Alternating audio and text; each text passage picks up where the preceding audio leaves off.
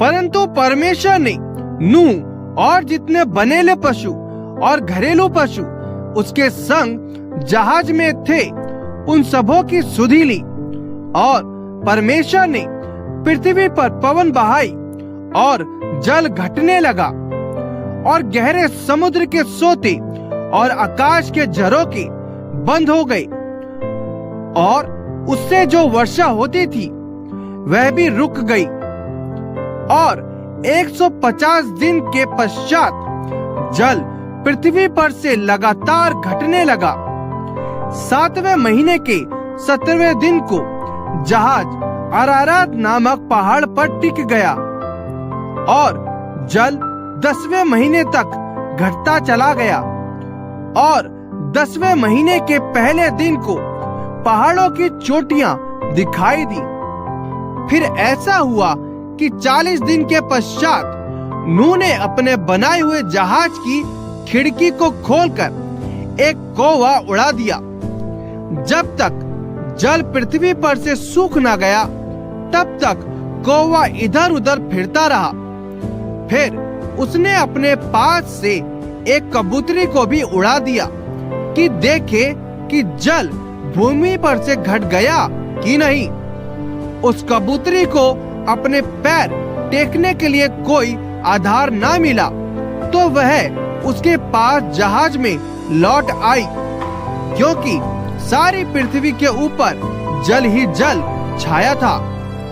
तब उसने हाथ बढ़ाकर उसे अपने पास जहाज में ले लिया।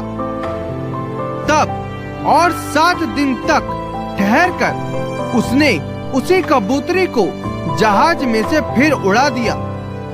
और कबूतरी सांझ के समय उसके पास आ गई तो क्या देखा कि उसकी चोंच में जैतून का एक नया पत्ता है। इस से नूह ने जान लिया कि जल पृथ्वी पर घट गया है। फिर उसने 7 दिन और ठहरकर उसे कबूतरी को उड़ा दिया और वह उसके पास फिर कभी लौटकर नहीं आई। नूह की आयु के 601 वर्ष के पहले महीने के पहले दिन जल पृथ्वी पर से सूख गया। तब नूह ने जहाज की छत खोलकर क्या देखा कि धरती सूख गई है।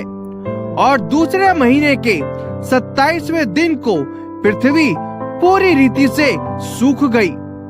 तब परमेश्वर ने नूह से कहा, तू अपने पुत्रों, पत्नी और बहुओं समेत जहाज में से निकल आ।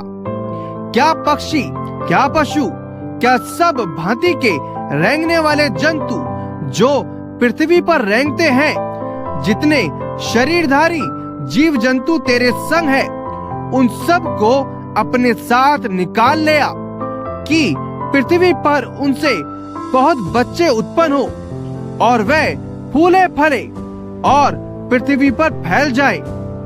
तब नूह और उसके पुत्र और पत्नी और बहुएं निकल आई और सब चौपाई रेंगने वाले जंतु और पक्षी और जितने जीव जंतु पृथ्वी पर चलते फिरते हैं, सब जाति जाति करके जहाज में से निकल आए।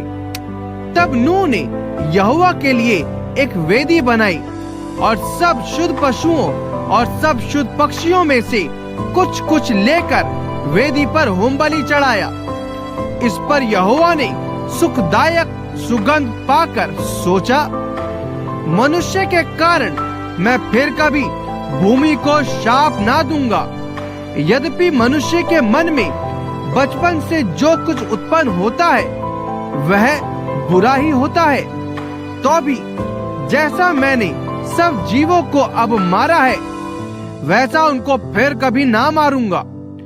अब से जब तक पृथ्वी बनी रहेगी तब तक बोने और काटने के समय, ठंड और तपन, धूप काल और शीतकाल, दिन और रात निरंतर होते चले जाएंगे।